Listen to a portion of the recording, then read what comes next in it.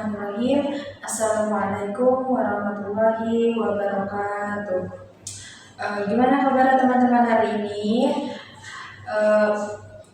Pepatah mengatakan tak kenal maka tak sayang. Oke, kita perkenalan terlebih dahulu. Perkenalkan, nama kakak Mawada Aulia Azhar, mahasiswi aktif dari UIN Sultan Maulana Hasanuddin Banten, jurusan BKI atau Bimbingan Konseling Islam semester 5. Sebelumnya, di sini ada yang tahu nggak sih kakak itu mau ngapain di kelas ini? Sebelumnya, di sini kakak akan melakukan need assessment. Need assessment yang kakak buat itu berupa DCM. Nah, DCM, ada yang tahu nggak sih DCM itu apa? DCM adalah daftar cek masalah. Daftar cek masalah itu adalah daftar pernyataan yang digunakan untuk mengungkapkan suatu masalah yang sedang dialami oleh individu. Nah, tujuan dari DCM itu memudahkan individu untuk mengatasi suatu masalah yang sering atau sedang dihadapinya. Di sini di dalam DCM ini terdapat 12 bidang. Yang pertama itu ada bidang kesehatan, bidang ekonomi, bidang keluarga, bidang agama. Yang kelima itu ada bidang pribadi, yang keenam ada bidang hubungan sosial, yang ketujuh ada bidang kebiasaan belajar, yang kedelapan ada bidang hobi, yang kesembilan ada bidang masa depan, yang ke-10 ada bidang penyesuaian belajar, yang ke-11 ada bidang penyesuaian kurikulum, yang terakhir itu yang ke-12 ada bidang muda-mudi.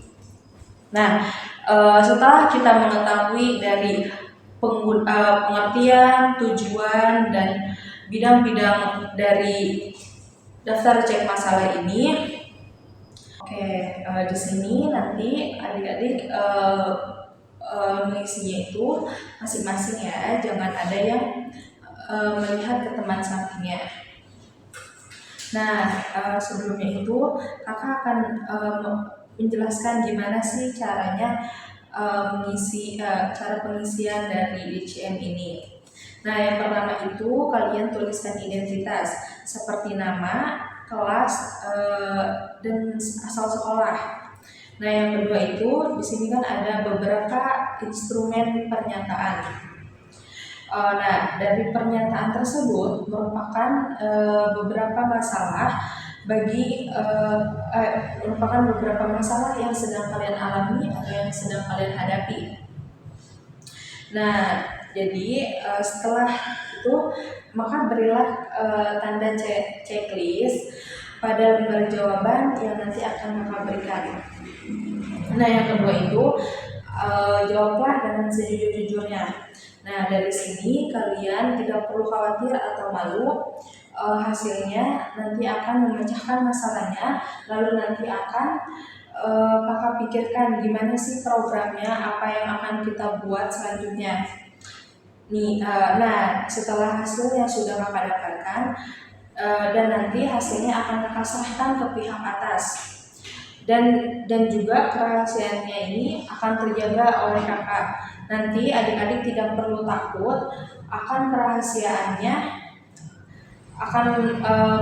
ini akan bocor keluar karena nanti kakak pasti akan jaga rahasianya. Jadi kalian tenang saja. Nah, apakah ada yang ingin ditanyakan? Tidak ada. Baik, kalau tidak ada, kakak akan membagikan instrumen DCM ini ke kalian.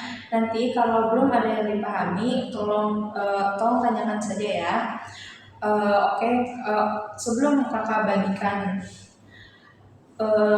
lembar instrumen ini, apakah adik-adik sudah siapkan alat tulisnya sebelum kakak bagikan kertas ini? Kalau sudah, sebelumnya kakak bagikan dulu ya. Nah, kakak akan memberikan waktu kepada kalian untuk mengisi instrumen DCM yang sudah kakak berikan. Jika kalian masih ada yang belum mengerti, boleh tanyakan kepada kakak ya. Oke baik, kan sudah kelar nih dalam mengisi instrumen DCM-nya. Kakak ucapkan terima kasih sudah meluangkan waktunya dalam kegiatan kali ini. Wabillahi taufiq wal hidayah. Wassalamualaikum warahmatullahi wabarakatuh.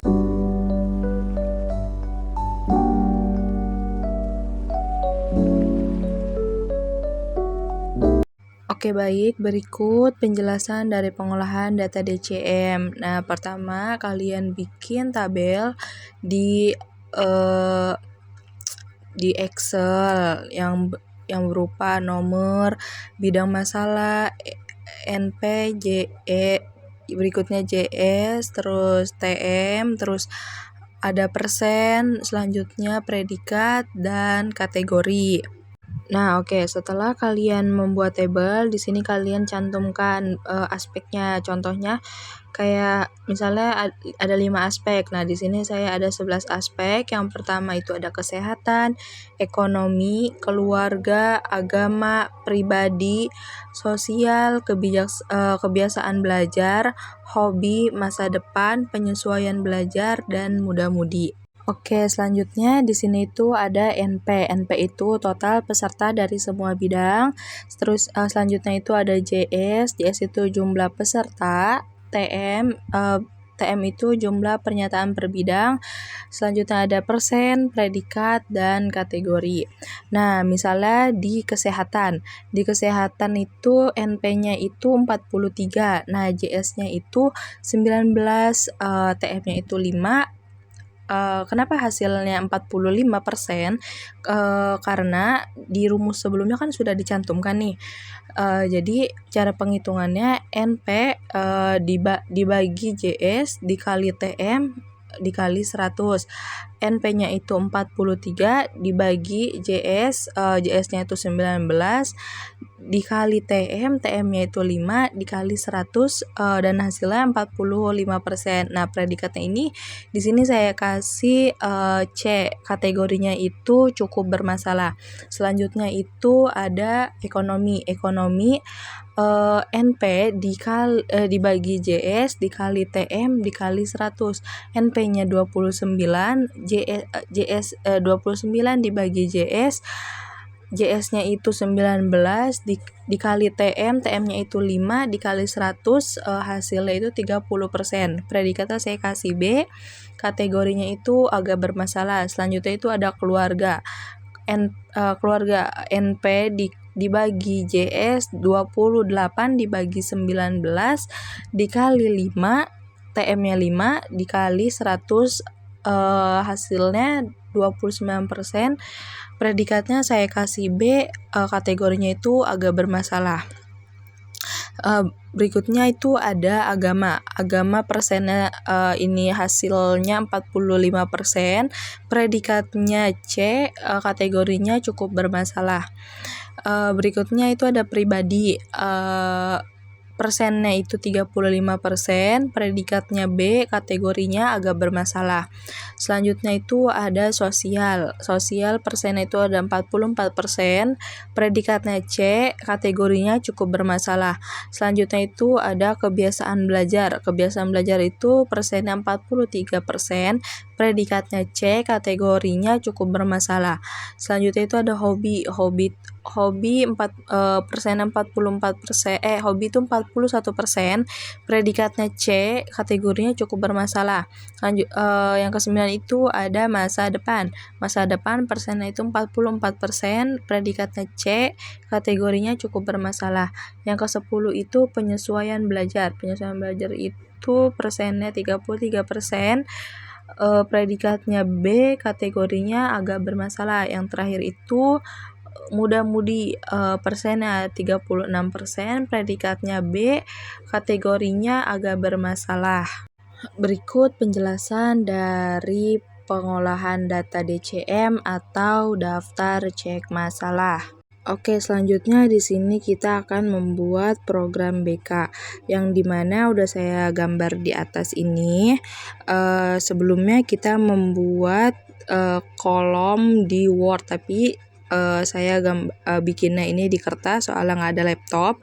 Jadi yang pertama itu formatnya itu kita tulis nomor, yang kedua itu bidang layanan, yang ketiga itu ada tujuan layanan, yang keempat itu ada komponen layanan, yang kelima itu ada format layanan, yang keenam ada materi layanan, yang ketujuh itu ada metode, yang kedelapan ada media, yang terakhir itu ada evaluasi.